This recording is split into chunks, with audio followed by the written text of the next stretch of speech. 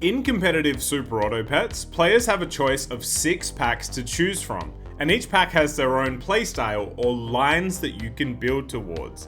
Experienced players spend a long time optimizing these lines, knowing when to use them into certain matchups and how to navigate the randomized shop to end up on the best line each game.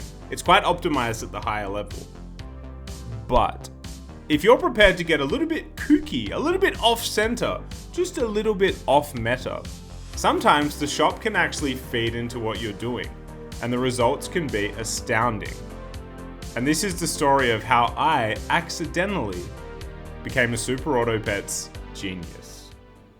Okay, here is the battle. It's me, RevGT on Star Pack like always, and it's Kai Yogurt, an unknown player on Turtle Pack, the most commonly played pack. Unfortunately, I wasn't recording this one live, so we're going to watch a replay. And I'll start this video by saying thank you for the incredible success of my last video. I haven't posted in like 6 or 7 weeks because that video did so well. Go check out my last video if you haven't.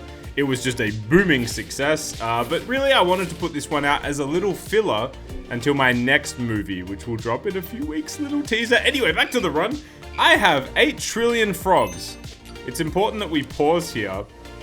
Frog, if you, in fact, let's look at it at this view here. When you sell a frog, it will swap stats of 2 friendly units. The more you level the frog, the higher the tier it can swap. So I've actually just frog swapped a Kiwi stats onto another frog. This, in the words of M-Gods, is called frog jitsu. We're frog swapping onto a frog, which is already a pretty psychotic start to this match. I'm advertising this as like I'm a genius. I'd found out after this game that other people have done this before, but I guarantee it's never been done exactly like this. Let's go. Now it's turn 3.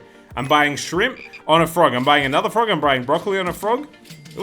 What exactly am I doing right now? Okay, remember how I said earlier that each pack has different lines? Well, currently in Star Pack, what's viewed as like the most optimal line is the frog swap line, or sometimes you hear it called the tier 4 lotto line.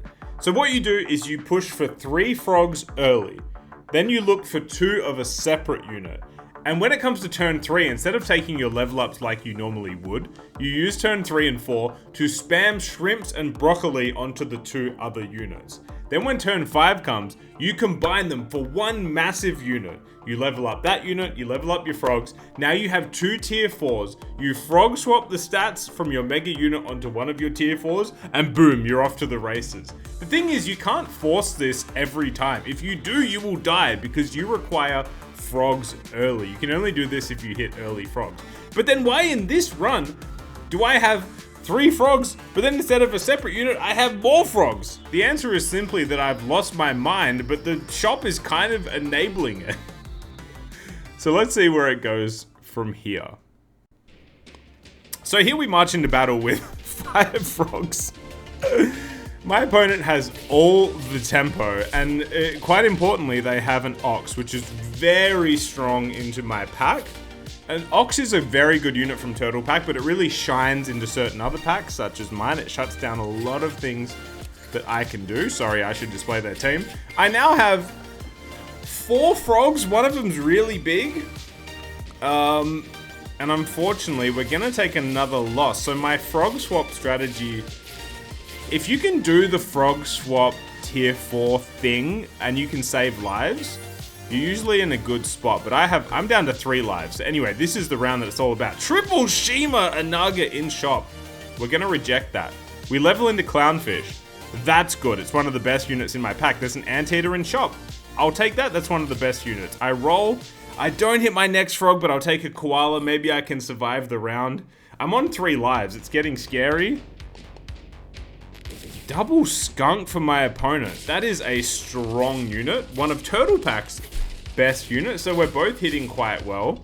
And now have a look at this. Heading into turn 6. This is a sickeningly strong team you're about to see. Koala's gone. Anteater is in. We just want to hit another frog. Have a look at this. I'm going to pause. As I level the frog, the Clownfish ability will activate. So it levels. Clownfish gives it +2/+2 worth of stats. We level into another Clownfish. There's another anteater in shop. I frog swap a frog onto a Clownfish. Now I buy the Clownfish. frog swap again, and buy an anteater. This is this is a busted turn 6 team. Like, should not be humanly possible. But in the words of MGod, I have frog jitsu'd my way into greatness. But you can't get too... At first I think this is like a guaranteed win now. This is incredible. But wait a second. Opponent has 6 lives and 2 skunks. That seems kind of scary. But then look at this. Next shop, Clownfish and Anteater in shop. I have so many Clownfish on board, so many stats for the Anteater. Neither of these units really help me. So let me take a level. What else can I get here?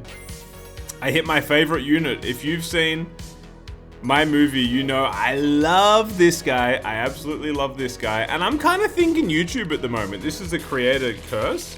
I'm thinking... I double freeze broccoli, which is insane. There's another Clownfish. And I'm thinking YouTube. I'm thinking, dude, my Anteater Clownfish is so big. Maybe I can win with a 3 squad. But wait a second.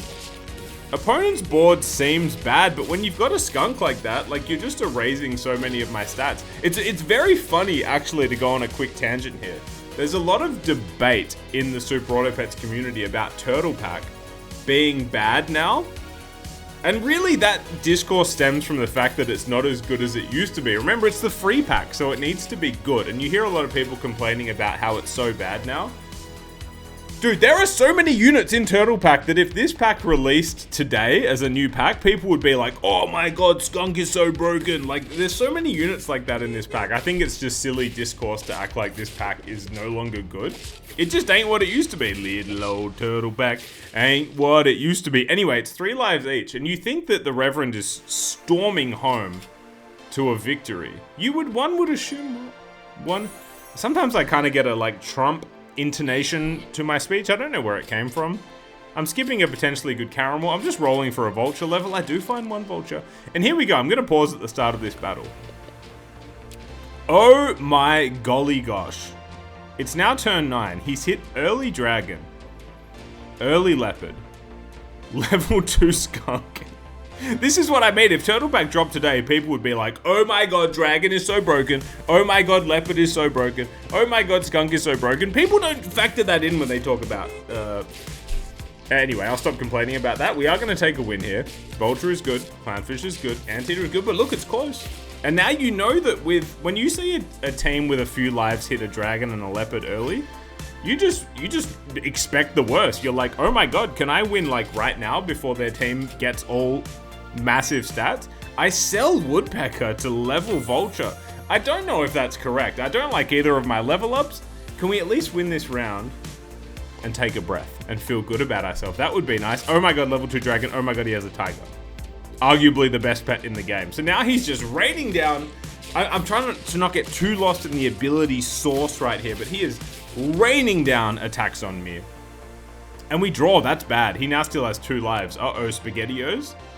So this is where the Reverend tries to get cool. I'm like, okay, if I can't win with a 3 squad, and I'm thinking YouTube. I can't win with a 3 squad. Maybe I can at least get some synergy for my alpaca. So I actually should have mentioned earlier, it's good there's a sausage in shop. I think when I was in that position earlier and I hit a million Clownfish, I should have just bought as many sausages for free rolls later and then tried to get into the pets that work with Clownfish down the road. Endgame. But I saw a vulture and I pivoted into just doing what I love. Sometimes the heart wants what it wants, you know what I'm saying? That's a thing that happens, things and such. Oh my god, look at the size of his team. That's a lot of stats. The vulture's doing good things. And we take a win. That's nice. That's what we call breathing room in the business. I'm gonna pause real quick. I'll be back. I'm so back. And we're leveling. So the alpaca gives experience. And obviously when a unit levels up, as you're gonna see right here, the Clownfish gives it stats. So in my mind, I'm like, alpaca plus orca. That's tremendous. We now have like some, what we call synergy in the business. I believe you'd call that synergy outside of the business as well. Regardless, we're moving on. Oh my god, look at the size of these units. Vulture somehow stays alive. He's on 1 health. Just give me a win. Alpaca's leveling up the summons from the Orca. And we take a near draw, and I'm so scared at this point. Like, this is it. The dream's over. Hey now. Hey now. That's a good melon. That's a good celery. We get more protection. And now for this next battle, I'm just going to play it out in full, and then we're going to analyze it together afterwards.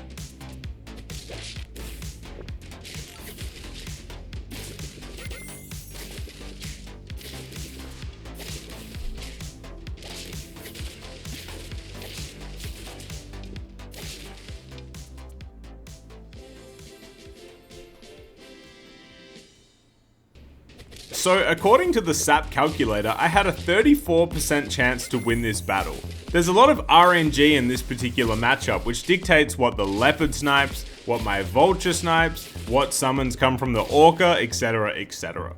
So the battle begins, and both leopard snipes hit my clownfish. My biggest unit is now instantly dead. I got very lucky that his leopard was only level 1, because at level 2, that would have been another 19 damage snipe heading my way.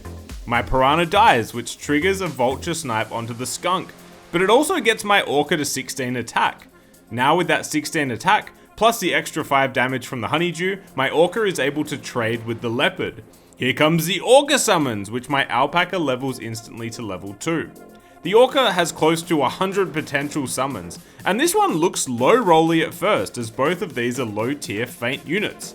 But the Harola summons 2 Ethiopian wolves after it faints, which means an extra vulture trigger, but also drops the tiger's attack from 32 to 30. That seems irrelevant, right? Actually, it's perfect. It means that the alpaca knocks out the tiger with 5 health remaining, enough to knock out the fish with 1 HP remaining and get to the skunk. Then the vulture cleans up the dragon and the skunk and stands alone with 1 HP to secure a wacky and wild frog jitsu victory for the Reverend. Hey, thanks for watching, and if you haven't watched my movie yet, go watch it right now. It's the best video I've ever made. It's doing very well, and yeah, there's another one coming in maybe 2 or 3 weeks, another movie. Get excited. Okay, goodbye, friends.